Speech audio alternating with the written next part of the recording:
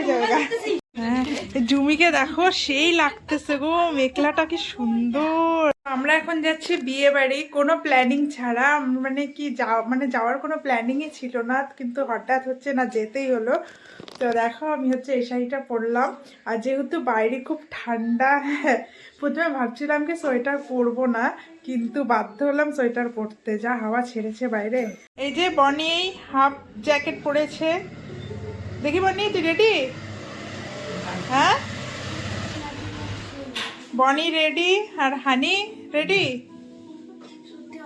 শুধু হানির বাবা বাকি আছে, এখন হানির বাবা শুধু রেডি হবে।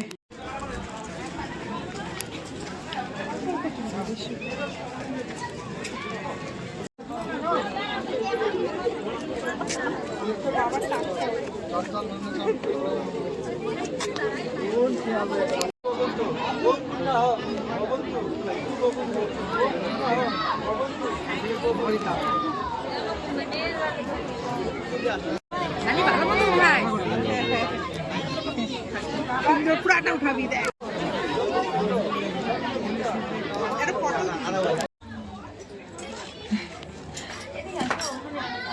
ভিতরে যাবো, কি ভাল লাগতেছে রে তোকে। কে সাজাইছে রে? তুমি সাজাইছো? এই যে দেখো বুলদি সাজাইছে, কি সুন্দর, দারুণ সাজাইছে রে, খুব ভালো লাগতেছে। বেউস হয়ে যাবে গা। তোদের এরকম বসে থাকতে লাগে শুধু, আমাদের মধ্যে কি বলতো দি। হ্যাঁ, জুমিকে দেখো সেই লাগতেছে গো, মেঘলাটা কি সুন্দর। এটা কি আসাম থেকে নিছো গো? কি দারুণ, একটু পিছনে যাও, তোমার পুরো মেঘলাটা দেখবো, কি দারুণ লাগতেছে গো। কাপড়টা কি কাপড় গো এটা?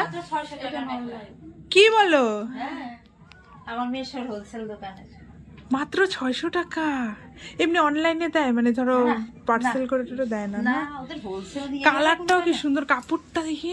তো আমরা বিয়েতে জানো মানে খাওয়ার ওখানে পুরো ভিড়, তার জন্য না আমরা এখন এই যে বুলদির বাড়িতে এসে বসছি। এই যে বুলদি, এই যে জুমি, এই যে জেঠিমা,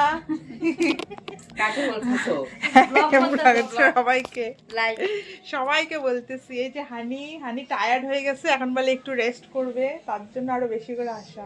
ফোনটা দে তো, ফটো মারি।